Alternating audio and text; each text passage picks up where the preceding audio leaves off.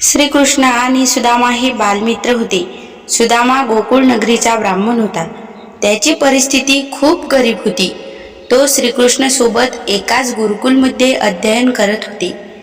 त्यावेळी दोघेही खूप लहान होते. लहानपणी बऱ्याच मुलांची एकमेकांसोबत घनिष्ठ मैत्री होऊन जाते. तशीच मैत्री सुदामा आणि श्रीकृष्णाची झाली. लहानपणी गरिबी आणि श्रीमंत मैत्रीमध्ये बघितली जात नाही आणि त्याला फरकही कळत नाही. विद्यार्थी निर्मळ मनाने भावंडाप्रमाणे एकमेकांसोबत राहतात. सुदामा आणि कृष्णाचे एकमेकांवर नितांत प्रेम होते. ते नेहमी सोबतच राहायचे. गुरु काही कामासाठी त्यांना बाहेर पाठवत असे त्यावेळी ते सोबतच जायचे. कुठं नगरामध्ये जायचे असो की जंगलात काड्या आणण्यासाठी. दोघांची मैत्री गुरुकुलामध्ये खूप प्रसिद्ध होती. एक गरीब ब्राह्मणी होती. तिने 3-4 दिवसापासून अन्नाचा कणही खाल्लेला नव्हता. तिला जेव्हा ती विचार करते की सकाळी उठल्यानंतर श्री विष्णूला फुटाण्यांचा भोग चढवून मग स्वतः ग्रहण करावे, परंतु चोरांनी त्या पोटलीमध्ये सोन्याचे शिक्के आहे असे समजून चोर चोरून घेऊन पळाले. परंतु फुटाणे पाहून त्यांनी ती संदीपन मुनींच्या आश्रमापाशी फेकून दिली, ज्या आश्रमामध्ये सुदामा आणि श्रीकृष्ण अध्ययनासाठी आलेले होते. गुरुमातेला जेव्हा पोटली सापडली त्यावेळेस तिने ती श्रीकृष्ण आणि सुदामा जंगलात काड्या आणण्यासाठी जात होते त्यांना ती पोटली देऊन सांगितले, दोघे जण वाटून खा. जंगलात गेले त्यावेळेस पाऊस सुरू झाला. ते एका झाडाखाली बसले. बसल्या बसल्या सुदामाला आठवले की आपल्याजवळ ते फुटाणे आहेत आणि भूकही खूप लागली आहे. इकडे ब्राह्मणी जेव्हा सकाळी उठली त्यावेळेस तिला फुटाण्याची पोटली सापडली नाही. त्यावेळेस तिने शाप दिला की जो कोणी फुटाणे खाईल त्याच्या घरी माझ्यासारखेच 18 दारिद्र्य येईल. पोटली सुदामाच्या हातात जाताच सुदामाचा जन्मजात ब्राह्मण सर्वज्ञानी होता. त्याला त्या शापाची जाणीव झाली. हे फुटाणे जर त्रिलोकपती श्रीकृष्णाला दिले तर सारे विश्व दारिद्र्यामध्येच डुबून जाईल. नाही नाही, मी असं होऊ देणार नाही.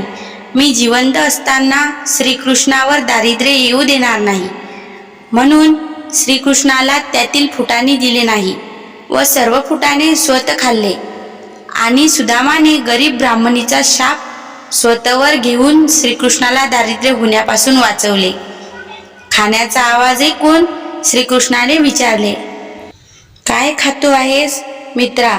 सुदामा म्हणाला, थंडीमुळे दात वाजत आहेत.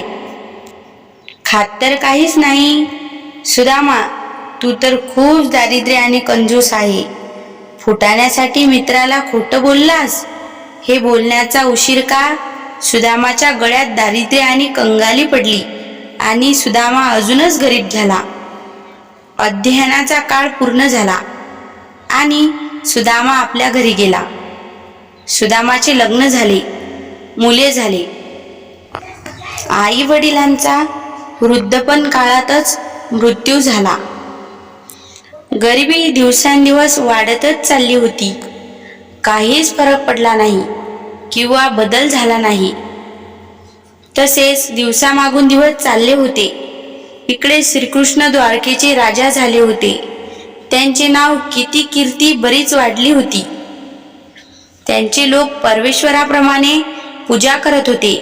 सुदामा खूप खुश होऊन आपल्या बायकोला त्याच्या बालपणाचे गुरुकुलमधील किस्से सांगायचा की श्रीकृष्णामध्ये आणि आमच्यामध्ये खूपच प्रेम होते. आमची मैत्री खूपच अतूट व घनिष्ठ होती. त्यांची बायको म्हणाली, जर तुमचे मित्र असे आहेत आणि तुमच्या दोघांमध्ये एवढे प्रेम होते तर तुम्ही त्यांच्याकडे जाऊन त्यांना आपली परिस्थिती सांगा. काय सांगावे? त्यांच्या कृपेने किंवा दया करून आपली गरिबी ते दूर करतील. आपल्या बायकोचे हे बोलणे ऐकून सुदामा म्हणाला, जायचा विचार तर करतो आहे, पण कसे जाऊ? श्रीकृष्णाकडे जाण्यासाठी माझ्याजवळ काही ना काहीतरी असायला हवे. किती केले तरी लहानपणीचे मित्र आहोत आम्ही. सुदामाला भौतिक सुखाचा म्हणजे मोठे घर, नोकर चाकर, चांगले कपडे कशाचाच लोभ नव्हता. परंतु त्याच्या बायकोने खूप आग्रह केल्यामुळे एक दिवस सुदामा श्रीकृष्णाला भेटायला निघाला. त्याच्या बायकोने एका पोटलीमध्ये पोहे बांधून दिले. सुदामा विचार करू लागला, मित्राला कसे भेटू, भेटल्यानंतर काय बोलू. द्वारकेला पोचल्यानंतर जेथे श्रीकृष्णाचा दरबार भरत होता तेथे बसून श्रीकृष्ण न्याय निवड करत असे. सुदामा घाबरत घाबरत द्वारपालाला म्हणाला, मला राजाला भेटायचे आहे. द्वारपाल म्हणाला, काय नाव सांगू आज जाऊन. कोण तुम्ही. सुदामा म्हणाले, म्हणावं सुदामा ब्राह्मण आला आहे, तुमच्या लहानपणीचा मित्र. द्वारपाल सुदामाचा अवतार बघून सुदामावर हसला आणि निरोप घेऊन आतमध्ये गेला.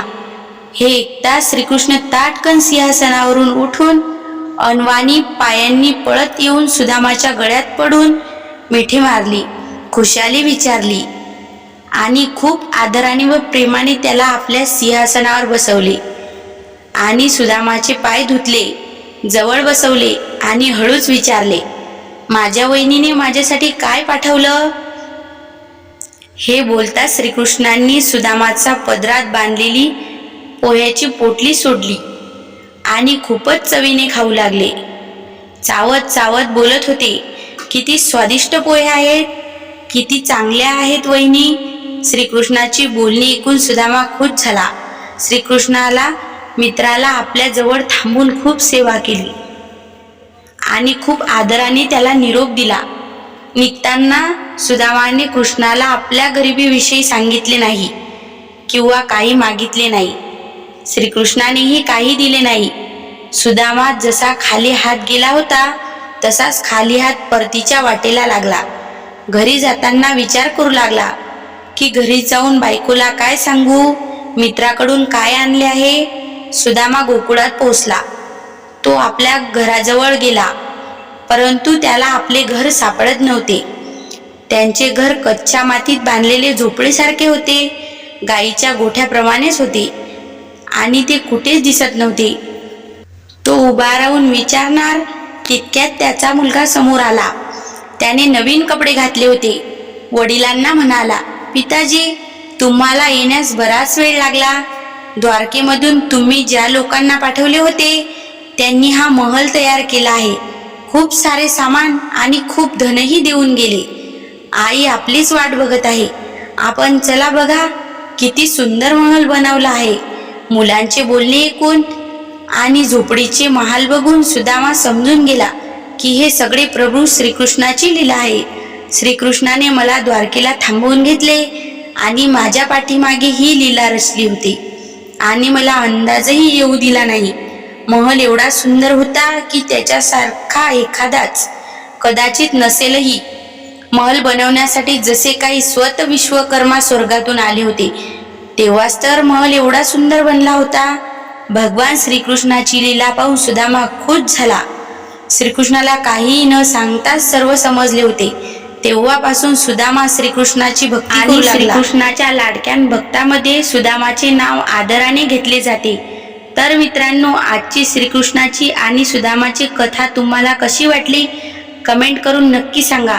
जर तुम्हाला कथा आवडली असेल तर कथेला लाईक करून शेअर सुद्धा करा. तसेच आपल्या आरती मराठी कथा या चॅनलला सबस्क्राईब करायला विसरू नका. धन्यवाद.